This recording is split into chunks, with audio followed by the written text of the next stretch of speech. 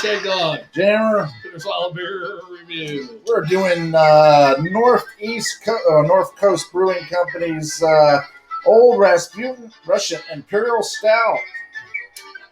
Yes, this one's 9% ABV, 96 on Brewery Advocate, and it's year-round. And it's a beauty. We haven't had it in a while, actually. No, we have not. Okay. It's been quite a few years. We did it only once, I think. Right? I think a couple of times. We did it a couple times? Okay.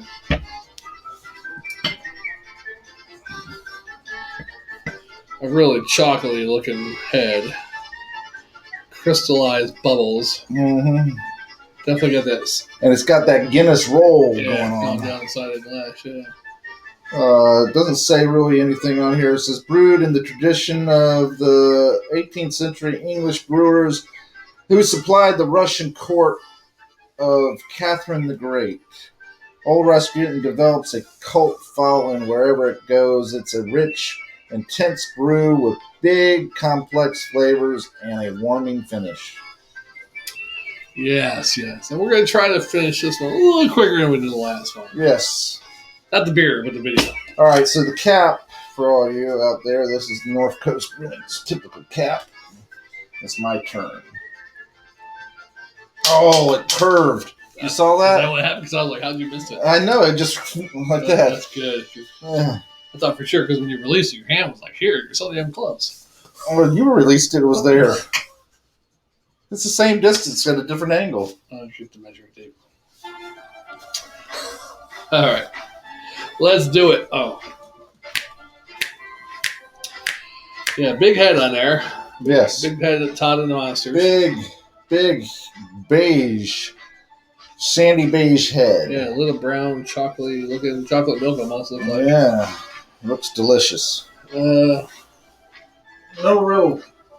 Well, maybe a slight red on the edges, the hinge. Yeah, a little tinge of it. But very dark, black looking. Yeah, a little bit of red mahogany in there. Smells nice. Got a roasty, kind of like bready, malty type breadiness. You can smell the alcohol. What was the alcohol in this one? 9%. Oh, so this would be a good comparison on covering up the 9% alcohol. Yeah, that one porter, very nice. Porter, Imperial Stout. We'll see. Nice. It masked the 9% very nicely. Very smooth, easy. I think this one does too. Actually, if I recall. Yeah. Roasty, like I said, maybe coffee. Cocoa. Yeah, a little bit. I'm not sure if that cocoa is coming from the malts they use or if it's actually added in there. Yeah, but it looks delicious. Smells delicious. Now let's see if it tastes delicious. Yeah. Cheers, my friend. Hopefully I get through that head. That's what she said. She did.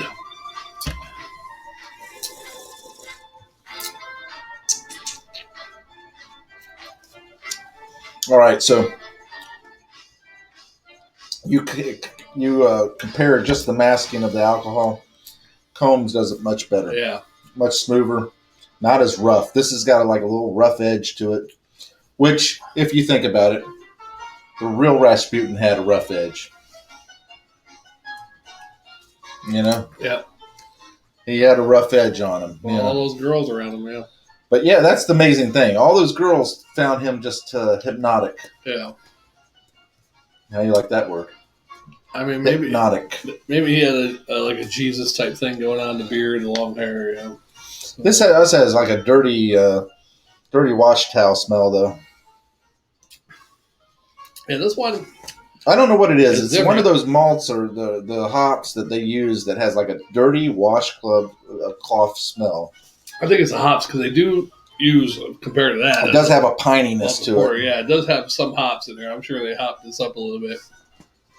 But the hops are masked also by probably the dark roast malts, all that kind of stuff. But. Yeah, but I think the bitterness comes from a lot of the pininess. Mm-hmm. but it's a pininess I can drink and enjoy. Yeah. Well, I don't like it when it's with an IPA, but with something dark and they put some of that stuff in there, I could drink it. I don't know why. That's what she said.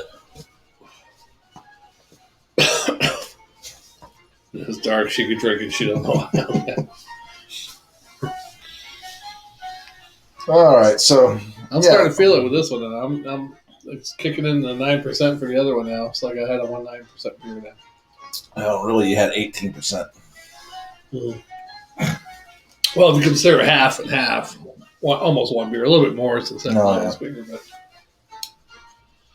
yeah, it's pretty good. I like it still. Still one of my favorite Russian Imperials. Yeah, the other one it's not like the best. I think Yeti was pretty good. Yeti was hoppy too, but it kind of masked Yeti was really good.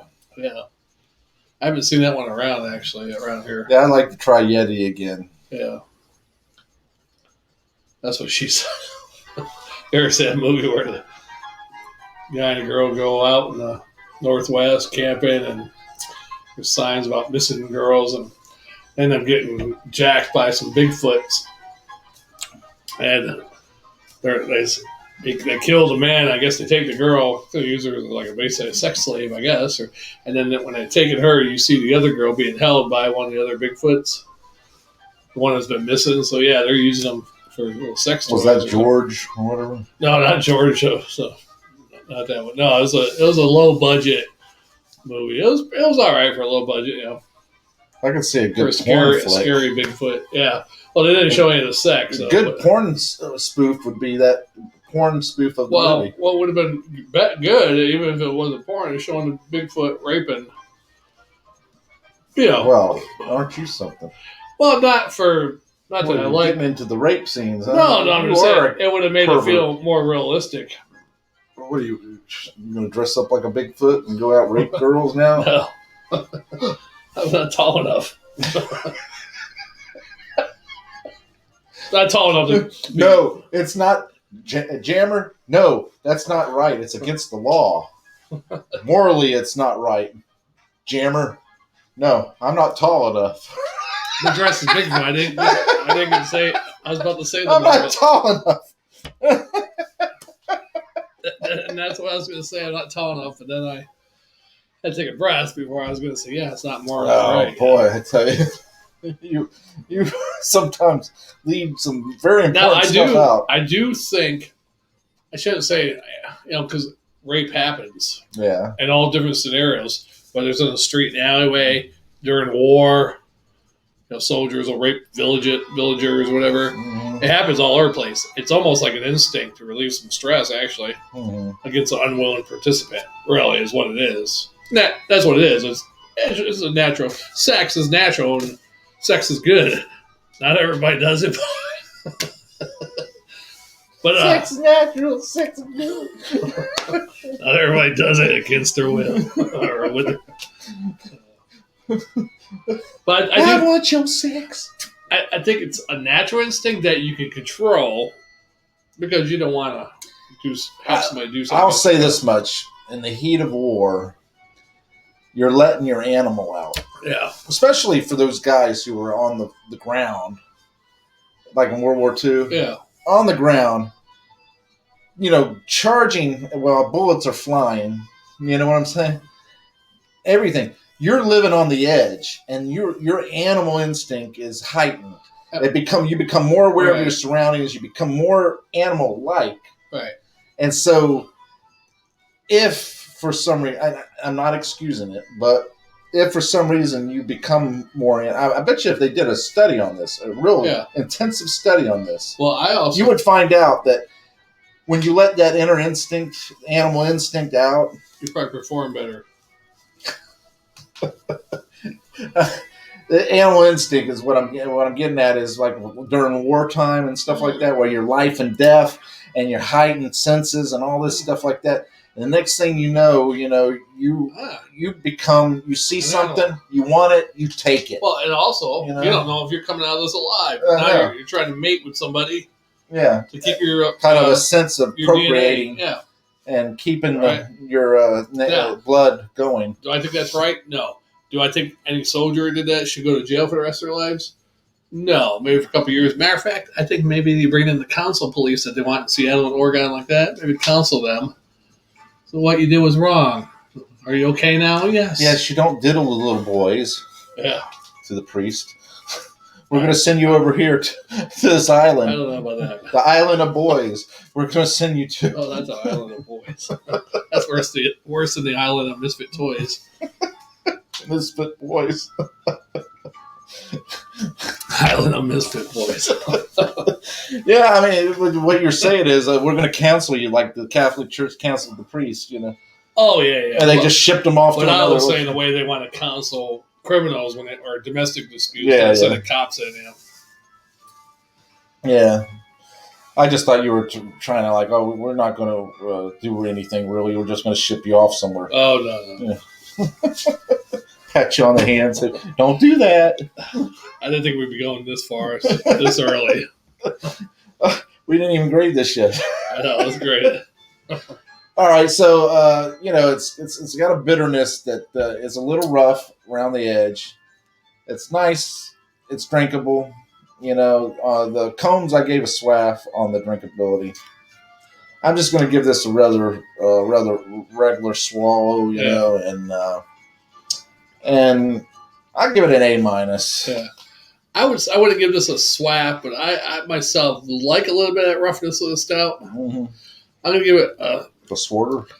Because it's not really rough. Yeah, so I'll give it a Swarter and an A. Okay. I like the taste of it. Yeah. I like a little bit of roughness. I don't mind. I don't mind it. It's like a girl with hairy legs, or hairy armpits. Right. It's like it's like Bigfoot's mistress. Right. Hairy all over and naked. Right. You're on a roll, man. That's what she said. Get off that roll and get it in the right hole. Or you're going to get sent to the island of misfit boys. Yeah. I mean, that's terrible, you know. And, you know, there was an old joke that said, you know what a crying shame is? Going through 3 inches of hair and 1 inch of pussy. Oh, so you only have 4 inches. That's what they were. That's the old joke, you know. That sucks. But the hair smushes down though, so yeah, it compacts. Yeah. But what I think is really is sad is some of these big girls. The hairy ones. I'm just saying big girls in general. They really do need a guy with a big member. Yeah, because there's a lot of meat to get through. Yeah. A lot of coochie meat flaps. Yeah, I mean, because you got a lot of things blocking that hole. Yeah, you got like fucking 3 layers of flaps down there. Mm-hmm. Like if her pussy has rolls, it looks like 3 pussies on top of each other. Mm-hmm. Yeah, I remember hearing this story where this 1,000-pound woman or man laying in the bed.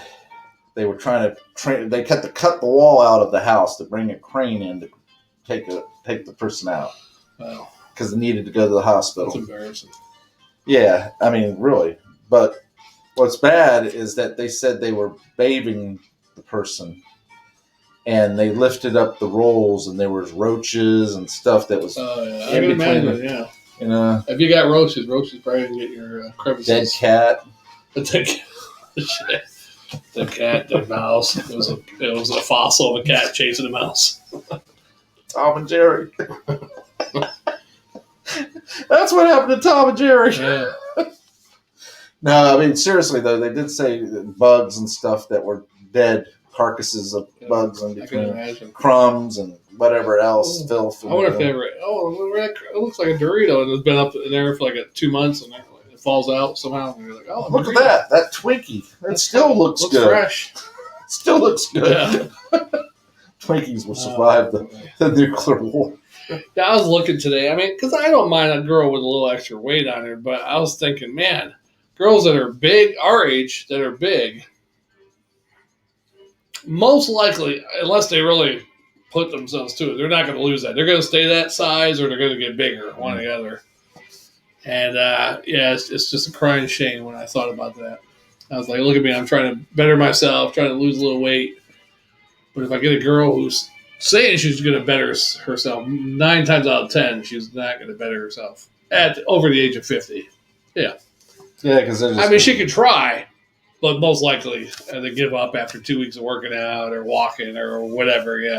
Well, they're not going to get into it that much. Yeah, you got work, you got kids, whatever, different things. Yeah.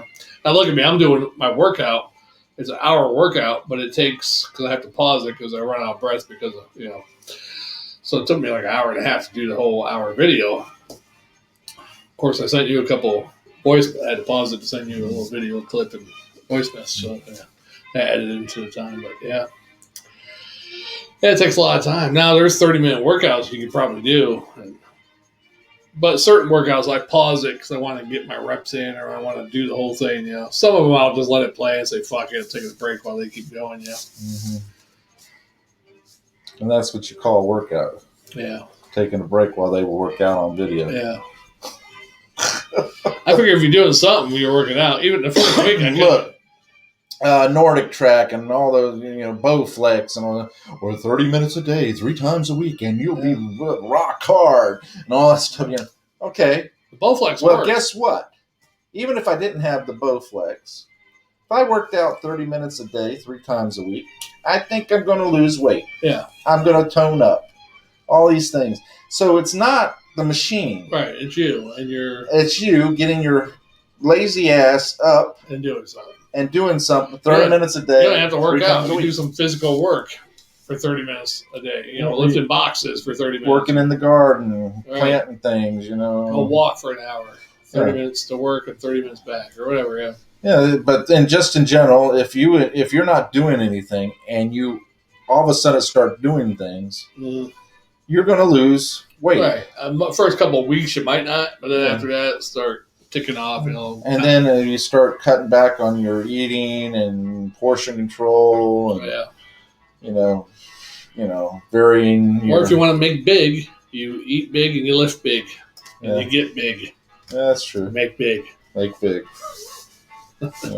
But, yeah. So, what exciting thing we got going for the next one? Well, that's the exciting thing I was talking about. I was like, a lot of these fat chicks. I can't even get these fat chicks on these dating sites. I'm like, man, how do I suck? Okay.